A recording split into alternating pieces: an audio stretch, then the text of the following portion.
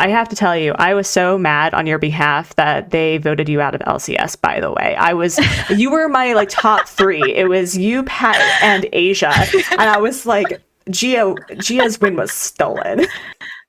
It was a very unfortunate. I can't lie. I was so disappointed, but like I hope I get to interact with a lot more of the content creators in the future. But yeah, it was fun. EJ's amazing. They did such a great job with it. I really appreciate all the stuff that went into that and like goes into Last Crosser Standing. I was so mad when I saw the episodes like, Gia, no! Justice for Gia! Justice for Gia! Yes, absolutely. Well, what should happen is that you need to return to LCS for the next season to steal the win. That's what has to happen.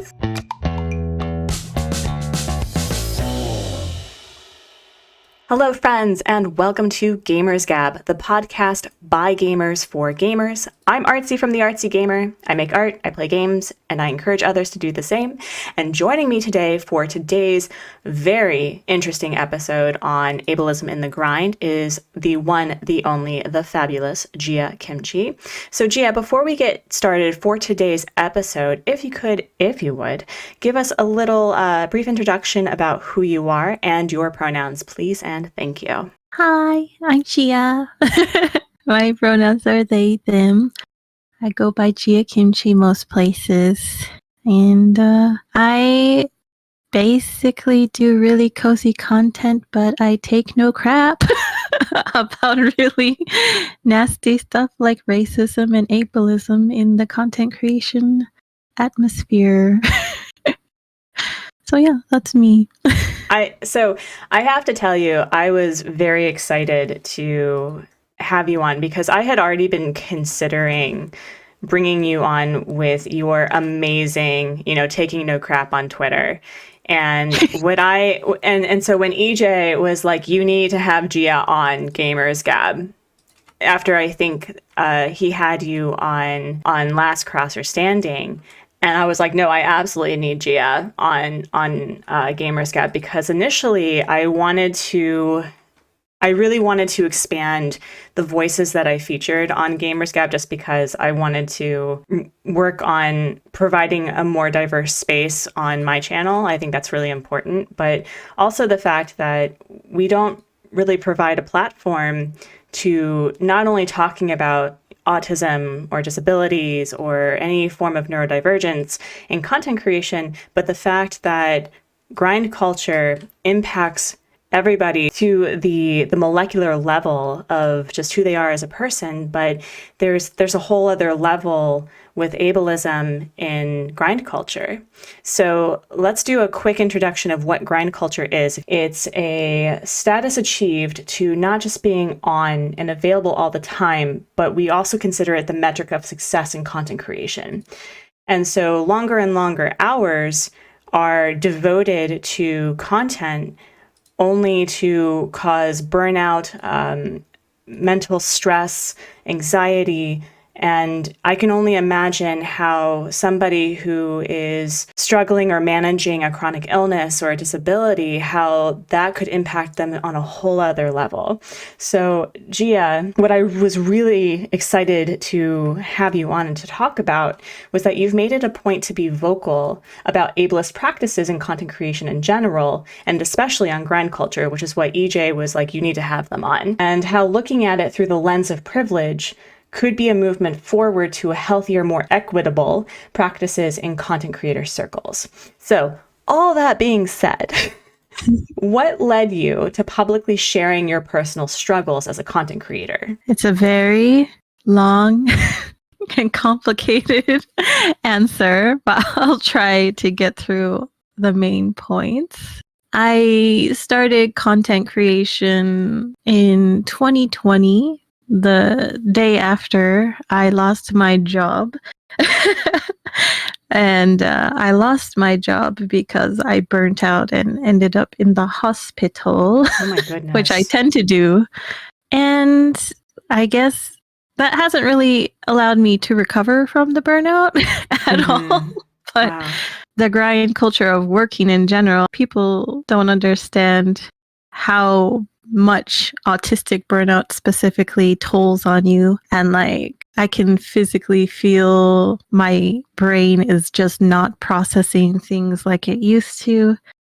I just feel very, very sad. Like, I'm really trying to understand these concepts, but my brain's just tired. It's done. After being diagnosed with ADHD and then autism, which is quite common to, that kind of pipeline, I was realizing like, oh, I've had to really mask a lot of my symptoms because being disabled, especially neurodivergent, especially autistic, we're seen as very much too much personality. And people don't like that, especially minorities. I'm sure you've noticed like there's a very big bias for Asian femmes and women to be passive and quiet and just very yellow Power Ranger. Oh, yeah. Yeah. There's a certain expectation, and when non-binary people who are femme like me kind of aren't quiet about things, it's even more of a like crappy response to us. Like, oh, you're not supposed to have opinions. Stop that. But anyway, getting back into it, the grinding that I did has continued into content creation, but I'm kind of slowing down. I've been really passionate since I'd say university. I took like a diversity course my first semester, and it was my first time really being in a super diverse setting because I grew up in very small white towns as like the only Asian family there. So I learned a lot from my peers and my teachers, and it really made me look at the world differently, hearing really messed up stories. So once I find out something's like wrong, I can't let it go. And I'm just like, we need to talk about this. This isn't right. Which I think annoys some people, but I'm going to be annoying. That sounds like a them problem, to be honest. It is. It really is. So, sorry, I have asthma. It's okay. No, take your time. Take your breath. Take your time. It is 100% okay. Anyway, yeah, I really have come to appreciate that intersectional advocacy exists, and there are tons of people online who feel the same way as me. Like the stream team I'm in on Twitch, the DC3, they're amazing people. They hold me accountable, and those are the kind of people I feel we should all try to surround ourselves with. I'm very lucky that they found me. They're like, hey, we like that complaining you do. It's good stuff. And that's something. It made me feel so seen when Chi Chi messaged me, because like I'm so used to being told like, whoa, you're a cozy content creator. Could you like tone it down for the vibes? I'm like, no, these vibes are not my vibes. These vibes are not made for chilling, and that's not what we'll do. Yeah, I know. Yeah. I totally get it. So, do you mind if I take a minute to ask a follow-up question from something you were talking about? Feel free. I'm lost. No, it's okay. A couple of things. You talked about being diagnosed with autism and ADHD just before or after you started content in 2020. Was this a very late diagnosis for you? 2020, how old was I? 31? That's pretty late diagnosis. Anything past preschool age is considered late diagnosis. So I have been functioning in overdrive without any accessibility tools provided to me, which a lot of women and femme people have to deal with, because autism is mostly seen as a male kind of masculine disability. So, and not all people with autism like to call it a disability, but I personally consider it a disability because it has very much disabled a lot of the things that I do. A quick confirming question, because you talked about having a disability and having autism. And you don't have to go into if there's an additional thing that you have to manage, but are those the one and the same with reference to a disability and autism, or are those two different things? Are you asking if I have more disabilities that I identify with or have? Yes, I am. And I'm sorry if that's insensitive, because you don't have to prove anything to me, obviously. But I just wanted to make sure, because I was very confused and I didn't want to be like, so what's your disability? You know, that just sounds very... That's valid. No, I have many. And I think a lot of autistic people have many comorbidities. I can't say it, but comorbidities, is that what you said? Comorbidities. Bidity? Like morbidity? Yeah. Okay. Yes. Okay. Comorbidities. That's interesting. English is hard. Oh, English is so hard. Okay. Yeah. All right. So, I do have a back injury that I suffered in 2018 that has never been fixed, despite many doctors' visits. And physical therapies. So that's just something I live with. And sometimes I might need a wheelchair. Sometimes I just have to stop and sit on the ground. It makes it very dangerous where I live to go for walks because there are coyotes. Oh, geez. It's just like, it's been a real struggle for me because I also do have like agoraphobia. I have, we're getting tested for more things. I do believe I listed a few of them on my DC3 intro page. So I'm not really like standoffish about it. There are a lot of things people don't really consider disabilities or like think about being disabilities, like, you know, having to wear glasses. That's a visual disability. And I'm like, I don't know if there's a better term for it. So apologies for this, but like night blindness. I have severely, I cannot see anything in like dim light. Oh, wow. Things like that. So driving would be very hard to, impossible in night then. Oh, I don't drive. Oh, okay. That's for the safety of the people. Safety of the people. Wow. But yeah. So there's a lot. And I feel like a lot of autistic people have many because we're functioning. Like we are like doing the most we can without accommodations for as long as we can until we ultimately burn out from grinding life. Because life is inherently hard. I mean, even from somebody who doesn't have all the additional struggles with neurodivergence or a disability, like what I've really appreciated about the conversations you've had about grind culture is that it really brings to light how toxic and awful it is. And then it starts to segregate people online with regards to the haves, the have-nots, the cannots. And in the end, it still affects people negatively. And yeah, go ahead. I'm sorry if you wanted to add something. Oh, no, I'm just like saying, oh, yes, that's right. So in addition, because I've started down this path of, you know, trying to be more educated, and I discovered a couple of autistic content creators who talk about autism on YouTube, like Paige Lale and everything. And I'm just going to use they because I don't know Paige's pronouns, but they were talking about how because they are femme-presenting, female-bodied, that they didn't get diagnosed until their teens. And it's very common for specifically female-bodied and femme-presenting autistic people to be diagnosed significantly later. And because masking is super encouraged for female-bodied and femme-presenting people in general, to behave, to be quiet, to just be there, be pretty, to be present, the lack of support or the lack of wording and definitions of what you're feeling is so delayed. And so how did it feel to have this diagnosis, to have words to what you were feeling, and now having to look at your life and what you do with content now? Well, I will say my mom was in the disability field.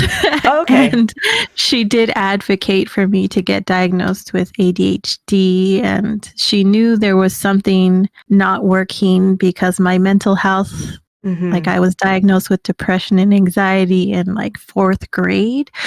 And that's not really normal for like little kids, I guess. Oh, Yeah, thinking back to my past. Oh, geez. right. It's like, because I was in counseling since like second grade, and they're Mm-hmm. like, "What's going on? Why is she having so much trouble?" Mm-hmm. Like, because back then I was, raised as a girl. Mm-hmm. But anyway, they're like, "What's going on in here?" Because like they're doing so well on their tests, and like if they focus, but like it really was like I remember my ADHD diagnosis, and the doctor was like, "Well, she doesn't act up in class, so I don't really think it's ADHD, and it's not really a problem." Wow. So that it was a male doctor, and the fact that I remember that like that meeting, I just wonder what would have happened had I been given some tools to cope with everything. Mm-hmm. I feel really bitter because in university I also my friend was getting accommodations for dyslexia. Mm-hmm. And just for giggles, like I was like, "Oh, I'm really bad with numbers. Why don't I do the test?" And I got diagnosed with dyscalculia. I was like, Mm-hmm. "Oh, well, that would have been helpful to have accommodations in my math classes for, but they're done now." But I like failed them at first because I would just mix up 3, 5, 6, 8, 9, and 0 all look the same to me, or I'll like write numbers completely backwards. It's really odd.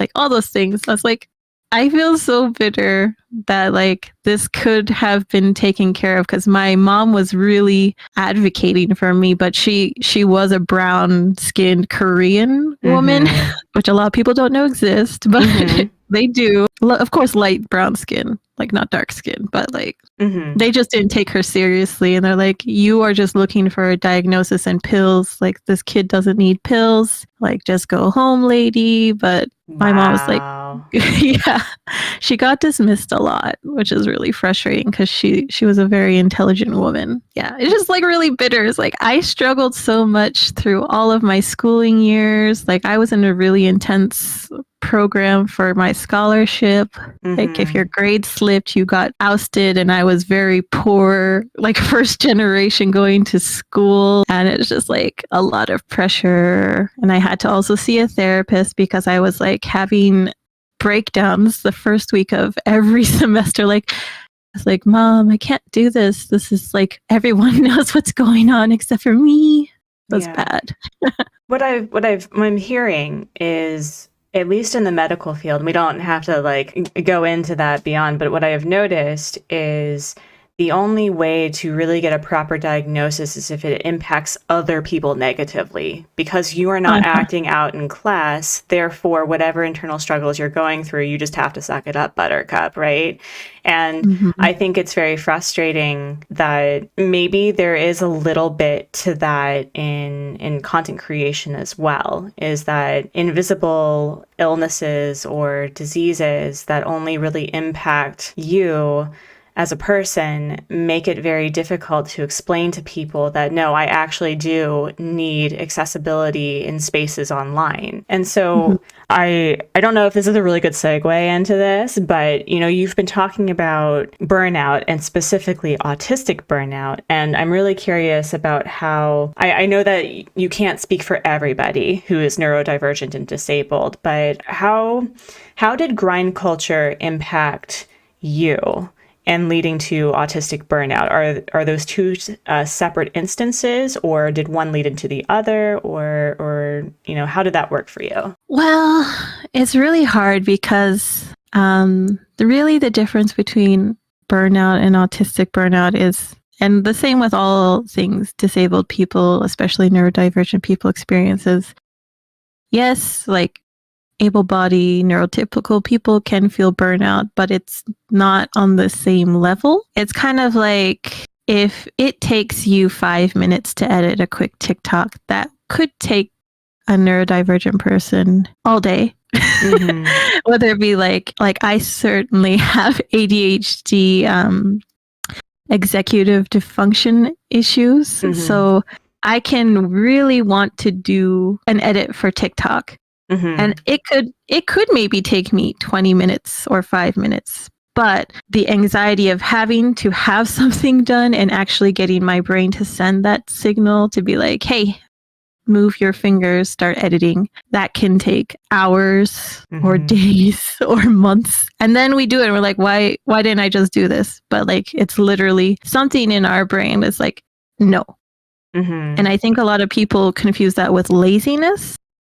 But like laziness is not wanting to do something and just not doing it, which is fine. It's great to be lazy, but like calling someone who physically cannot initiate something lazy is just really harmful. And like, I feel like a lot of neurodivergent streamers feel like, oh, okay, I have to be consistent with my schedules because everyone's saying you got to schedule like Monday, Wednesday, Friday, Saturday, whatever. You got to be consistent. You've always got to be on time. And it's just like not very forgiving for our needs. I can't realistically always do Monday, Wednesday, Friday for my streams. Things come up and will ruin my day. And I just need to like decompress. That's been something really hard for me to learn. Like I can take a break. People will be there when I come back. I mean, it will affect my viewership, but like, that doesn't matter. It doesn't matter. Numbers don't matter, you know? Yeah, I had to learn that the hard way in October, let me tell you. Not in any way related to what you're experiencing, but mood. Truly a mood. Yeah, and like the numbers thing, that's totally relatable, I think, for all content creators. Yeah, that's just like one of the aspects, but like, oof. What? I just... Go ahead, I'm sorry. No, I actually just forgot what the question was. Oh, the question was, how does grind culture impact disabled and neurodivergent content creators, or you as, you specifically? Well, I've recently been diagnosed with another thing, and it's kind of like, what is it? It's called PCOS. Oh, so I have to retrain my body's metabolism because I did grow up in a very homeless and food insecure house, I guess, or environment. So I don't have like a metabolism, and like my body is just storing everything because it's used to being starving. So now I have to go from like eating once every day or every other day because I just forget to eat or hydrate, to eating every 2 hours. And it's really hard. Oh my God. And it's like, I have ADHD. I do have a mobility disability. It's really hard for me to remind myself to eat. Like my phone literally says 8 o'clock, eat like eggs, sausage, and blah, blah, blah. And like 10 o'clock, eat your yogurt and granola. Like it's all throughout the day, every 2 hours. Oh my God. And it's really, I feel like if past Gia were seeing me, they would be like, are you really complaining about having food, you entitled little brat? But like, it's really hard to like go from not eating to eating. Yeah. Like so often, especially since I have to prepare things. My husband works away from home 10 days, 10 days away and 4 days home. Oh, wow. So I've got to take care of the cats, the dog, but we got a new puppy. I've got to feed myself, got to feed them. I got the puppy so I could go on walks safely because I'm training him to be a service dog. Oh, that's wonderful. That's lovely. Is the access for support and training really helpful or easy where you're at? I actually used to be a certified dog trainer, so I was very lucky that's awesome. to get that for free. That's wonderful.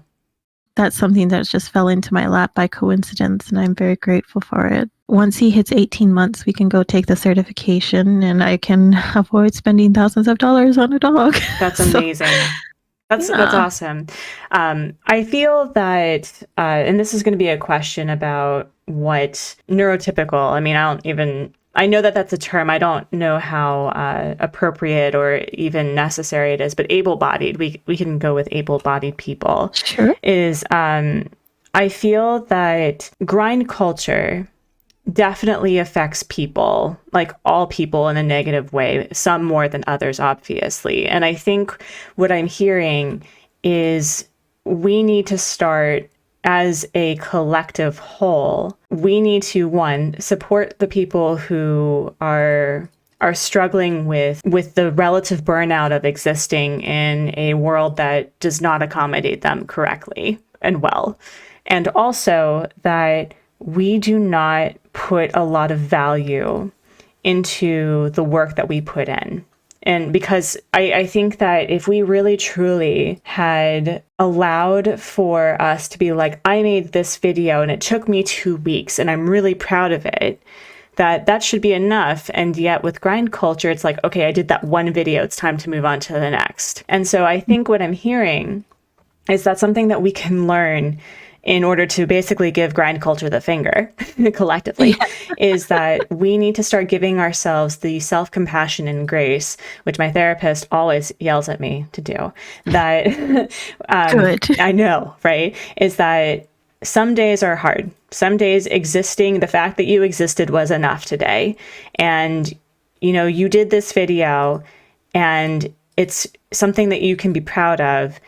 And if you need a break, it's okay. By the way, Gia, just thank you so much for being on here. I'm very, yeah, just like, thank you. I've been really enjoying the conversation so far. But what was the other thing that I was going to ask? I guess that would be a really great segue to asking, you know, what can able-bodied or privileged content creators learn from the impacts of grind culture on specifically marginalized content creators to create a more diverse, supportive space? And we can break it down a little bit into chunks if that's manageable. So let's start with, what can able-bodied privileged content creators learn from the impacts of grind culture on marginalized content creators? This one I might have to read from my notes because this one's really important. Yeah, go for it. So, it's okay. I did send you the link to Soy Milk, aka Chi-Chi's video. They did a great job talking about diversifying, like, the people in your stream teams, but also in your circles, basically. You know, there's a very specific way that we can curate our timeline, like scrolling past something that makes you uncomfy. I don't do that. When I see something on Twitter and it makes me like go, I like sit with that and I think about it, and then I make my decision after I've like, why did I have that reaction to it initially? What do I need to unpack here? Things like that. And I really make sure that marginalized voices especially are things I interact with, because as much as I feel like I am inclusive and diverse in my like circle, I can never truly know what like Black creators or multiply marginalized content creators with like less privileges than a very light-skinned East Asian person like me, you know. I can never truly understand what they go through, so I just try my best to uplift their voices and not speak over them, and like just truly listen. And it's a really painful thing to do when you're like, wow, I very unintentionally hurt people. Yeah. That sucks. But like, I feel like my responsibility to sit with that kind of thing and not continue it. Because if you're just scrolling past, like, I get it if you don't have like the energy, I get it. But like, there comes a time when you have to be like, my circle is very uninclusive. What's gone wrong here? Like, if you're only seeing white able-bodied content creators or very light-skinned content creators, like, something's gone very wrong. There are so many BIPOC creators that are amazing, and I'm going to plug Soy Milk, please, Chi-Chi. absolutely. They are amazing, and they're literally my goals in content creation. My literal majesty. I love it. Love it. They articulate things so well. I'm very envious of that. I really like the way they communicate, and they set their boundaries, and they're just like, don't put connotations on what I say. Don't assume that I'm angry. Like, just take what I'm saying and sit with it, listen. And I really love that kind of direct communication as an autistic person, because a lot of people don't realize, but when you're, I don't know another way to say it. Like neurotypical conversation is very difficult for like autistic people to understand because social nuances and everything. You have to pick up. Like, I'll give you an example. Sure, my husband please. Will be doing the dishes and be like, this house is really dirty. And I'll be like, yep. And I'll continue playing a video game. And he got mad for years.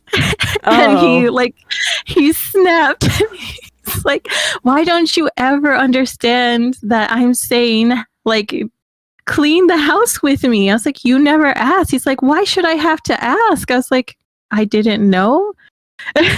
Like, autistic people often do not pick up those kind of cues. Like, were we supposed to know if you were being passive aggressive about it? Like, it's a neurotype. We don't process the things the same way. It's not like I'm just going, my husband is doing all the work. I love it. I'm not going to help though. That's not like, I just thought he didn't mind doing that because, you know, in my opinion, I was doing like my thing and I was making my efforts in my own way. And I thought it was just equal until he like was like, Gia, please, I'm so tired. I was like, why didn't you tell me this before? And he's like, well, I tried to. I was like, that indirect stuff I did not pick it up. And getting the autism diagnosis actually was like, oh, I guess that's why I didn't get it. I've been with my husband for 10 years, so I guess only the only the past year and a half we've known I'm autistic, and that has almost eliminated every single one of our recurring arguments. Oh wow. Yeah, he's like, "Oh, are you feeling like overstimulated? Do you need to decompress?" Like, he's been really great about it. Oh, that's awesome. But like, had I known this before? But yeah, I really like direct communication and not the like, would you mind? Or could you do this? Yes, I could. And that's how I answer that. As opposed to, I need you to do this. Please stop what you're doing. No, I understand completely. Something that you had mentioned that kind of just ended up as an earworm for me was that you were talking about the fact that you frequently check your privilege as somebody who struggles with the fact that in many cases you lack the privilege to really have the voice that, you know, quite frankly, everyone deserves, with the exception of like, you know, bigots and Nazis and stuff. But you know what I mean? Like, yeah, you know, I just had to put it out there. And so I've really appreciated the fact that you seemed to have this moment of wonder, this aha, that, you know, we can always strive to find inclusivity in a way that really does emphasize that, no, it's not forcing inclusivity. It's the fact that we have this we have this diverse community already. And we just need to create the platform to show how diverse it really is. And I wonder if I would love to have Chi-Chi, right? That's their name? Yes. From Soy Milk. And I think I come at this from a very white perspective, so I apologize in advance. But I think in the last couple of years, for me personally, I've learned about what it means to check your privilege, in the sense that, you know, I think every white person in particular has to go through this moment of feeling defensive about checking your privilege, because then you start going through the motions. Oh, well, I grew up in poverty, or, oh, I grew up, you know, in a food insecure, you know, environment, or, oh, I had this and that. And I think the reality that we have to break down is checking your privilege is not like check your privilege. It's an act of compassion to realize that it's not about you, right? This conversation isn't about me. It's about you, right? So I find that really fascinating that you also check your privilege as well as a person who struggles with, you know, how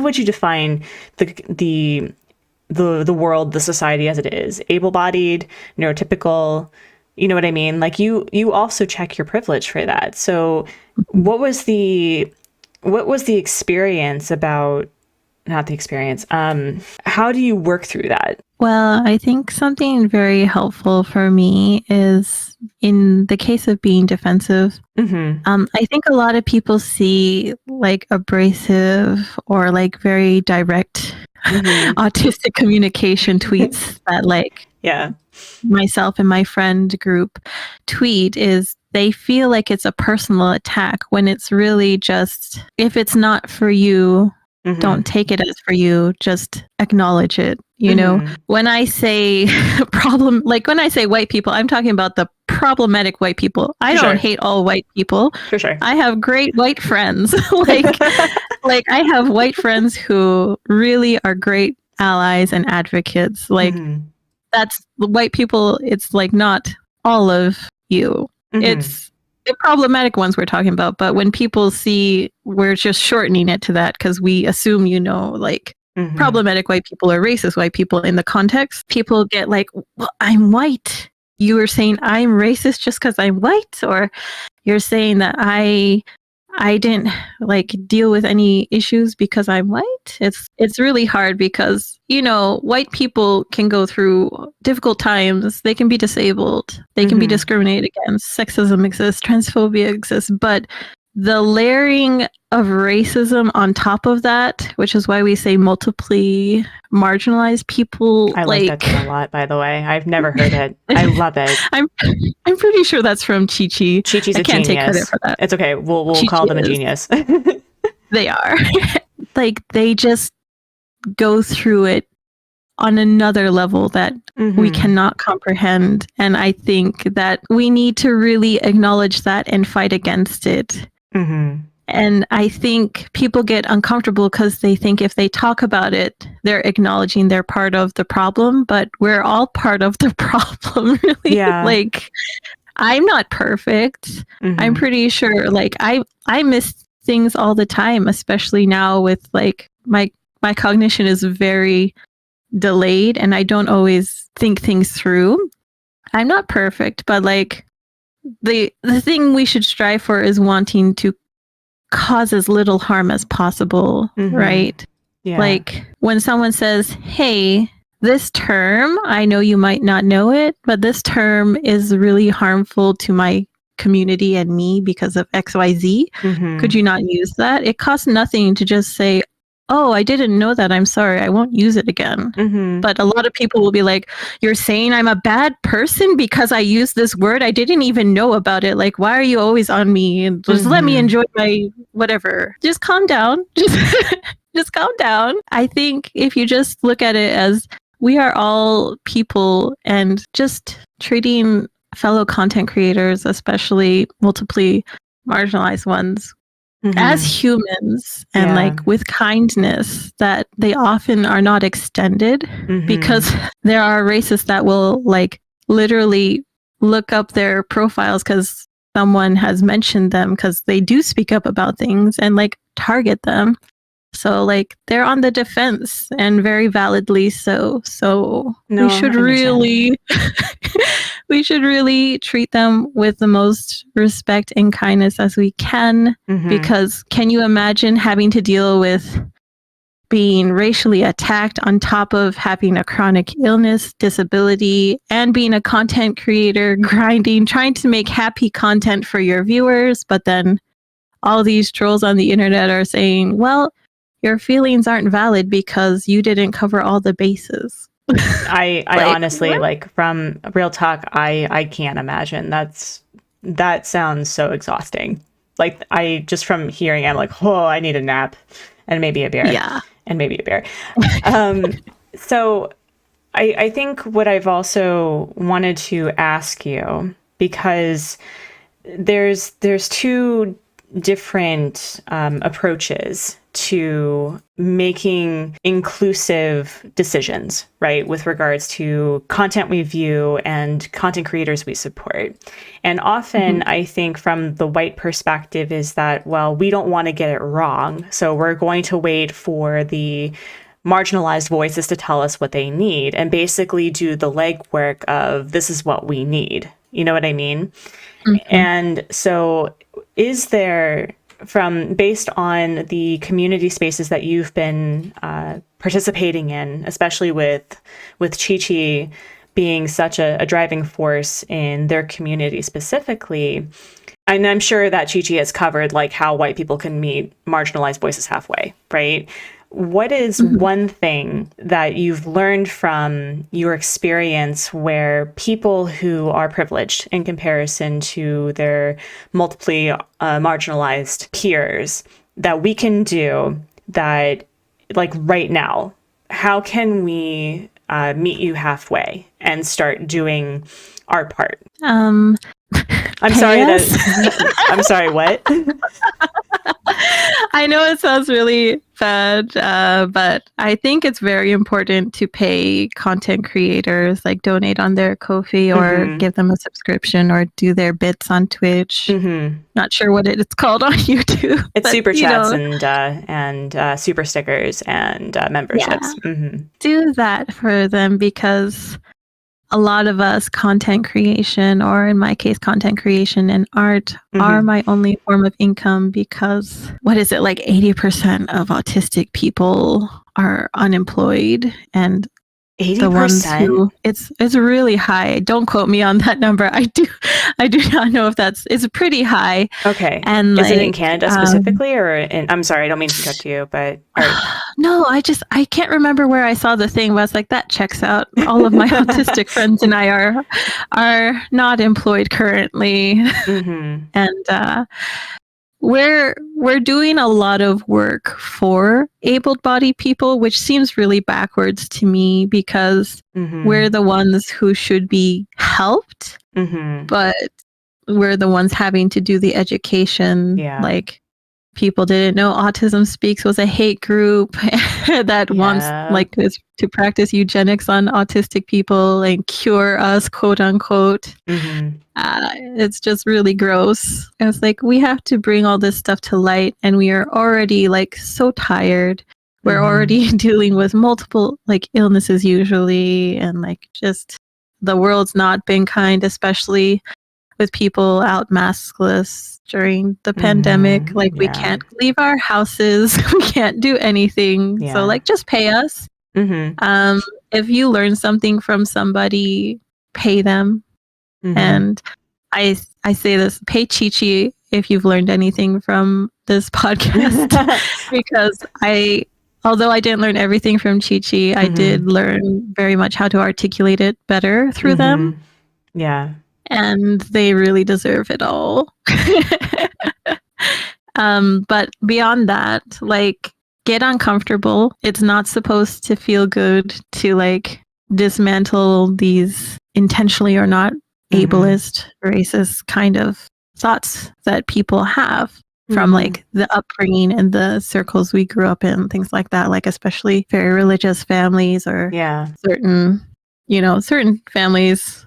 I'm not really aware. My family was very strange, but like it takes a lot of effort. But if you're able-bodied and like privileged, just do the work, seek it out. If you want to find a place to start, I would go to the Disabled Content Creator Collective, the DC3 stream team. There are so many amazing, bright, fun people there that don't only make important advocacy content. Like, they're also doing mutual aid, they're doing collabs, they're doing great things, but you'll also like be a better person learning from them.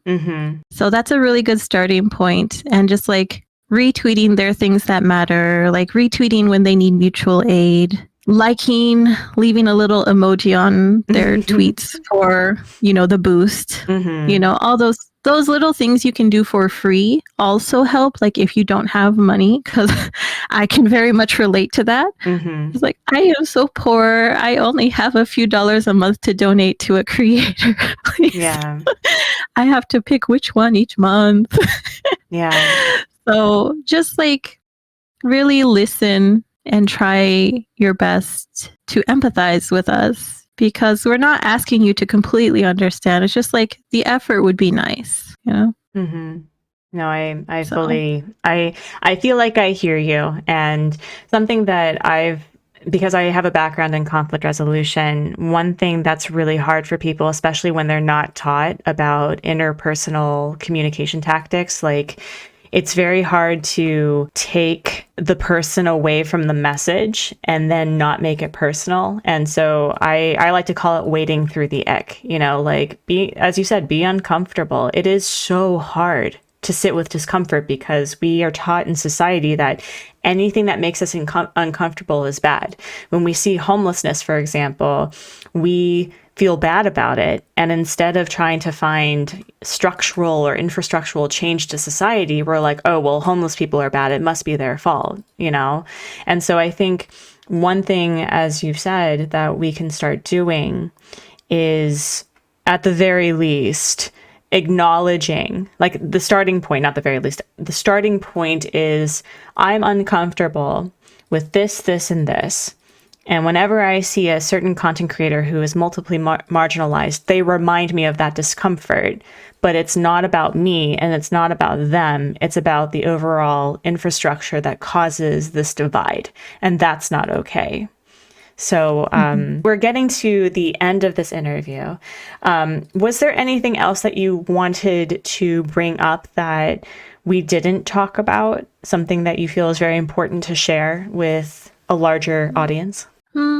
Mostly just diversify who you're consuming and be very conscious that, like, when disabled people see your ableist tweets or like we see you outside partying without a mask, we really get the message that your enjoyment is more important than our lives. Like, I have been in the home since December 2019 because I was teaching Chinese students. And I have been masking ever since. And I have not gone inside a store more than 3 times since then. Wow. And I feel like I would really appreciate seeing people care about people like me. Like, I've got a heart condition, I've got asthma, I've got other lung conditions and things that we're looking into.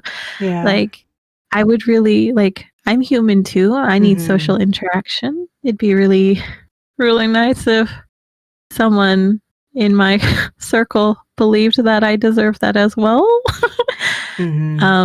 Just really try your best to also interact in a positive way with disabled content creators, because we've got it hard out here.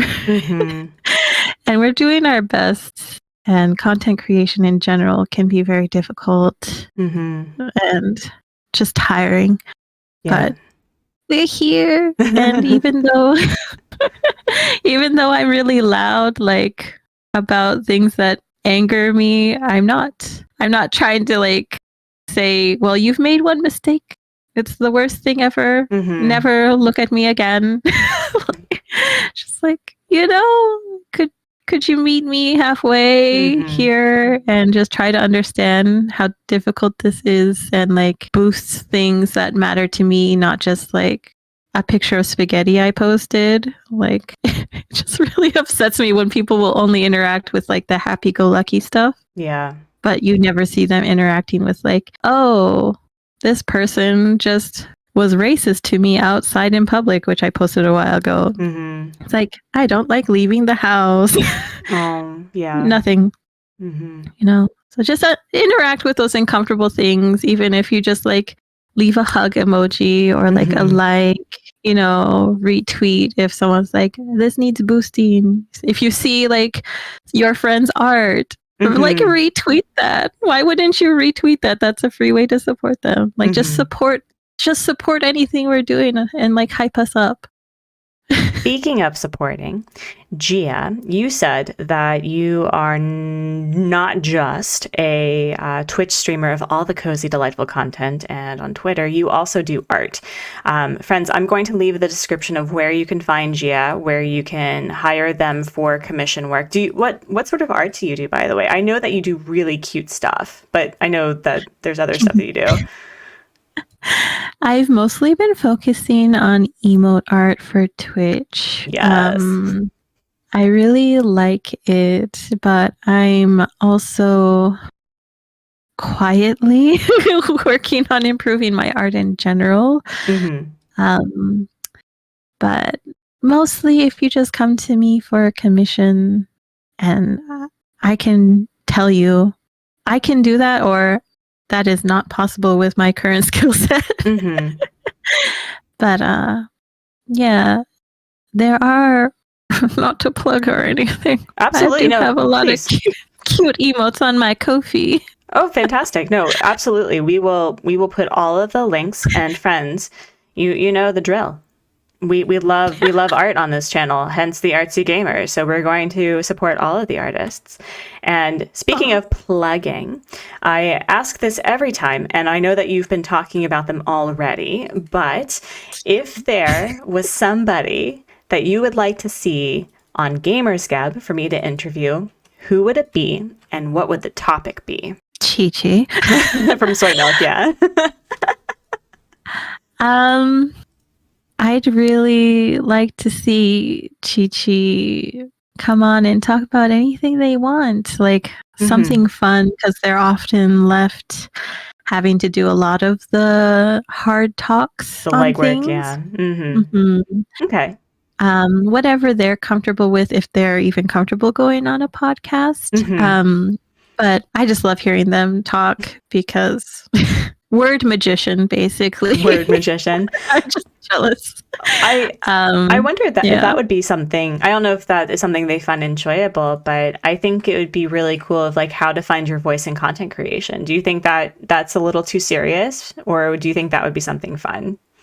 I mean, I'll ask them whatever they want to do, but I'm curious. I mean, if they wanted to talk about how to get lint off your socks, I'll go and listen to it. I will retweet it. Whatever. I don't care. Oh my God. How to get lint off your socks, Jeebus. That is a sensory nightmare for me. I could not. I can't.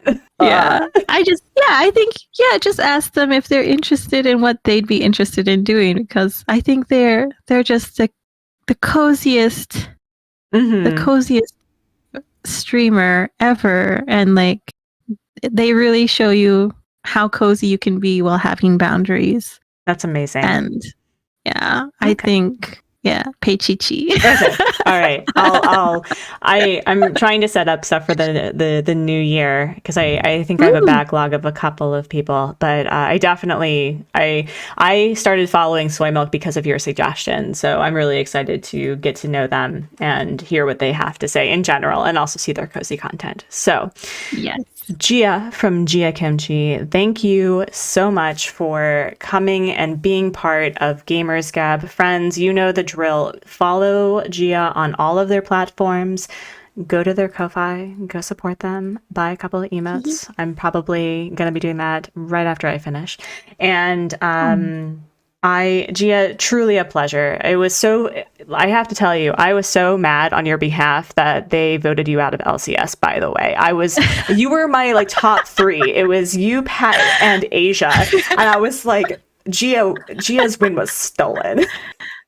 It was a very unfortunate. I can't lie. I was so disappointed, but like, I hope I get to interact with a lot more of the content creators in the future. But yeah, it was fun. EJ's amazing. They did such a great job with it. And I really appreciate all the stuff that went into that and like goes into Last Crosser Standing. I'm just mind blown, honestly. Yeah, EJ's content era has just transformed, and I love that for them. Oh my goodness.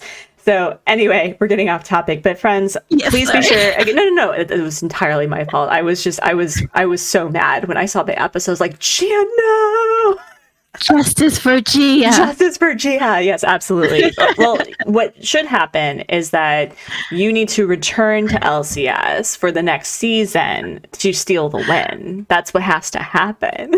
I should really unhinged Gia, but I was so shy. Oh well, that was probably something going outside of your comfort zone in general, right? With collabing with people you've never met before, right? Oh, like, yeah, I was on LCS for just one day for a couple of hours, and I really had to be like, okay, it's 6 a.m. I'm 20 weeks pregnant, and I need to like get my game on. So Yeah. I can only imagine like the recordings and, you know, doing all the behind the scenes work. But Gia, you were incredible. Your time on LCS was way too short lived, but you know, I loved seeing you on there. Anyway, friends, as always, I'm gonna keep saying this. As Gia had so eloquently stated, you know, let's meet our multiply marginalized content creators halfway, show them support any way we can. At the very least, like, subscribe, follow, retweet, send them love, send them a couple of bucks their way whenever you can. And we'll talk to you next time. So Gia, will you say goodbye with me? Goodbye. Goodbye. Goodbye.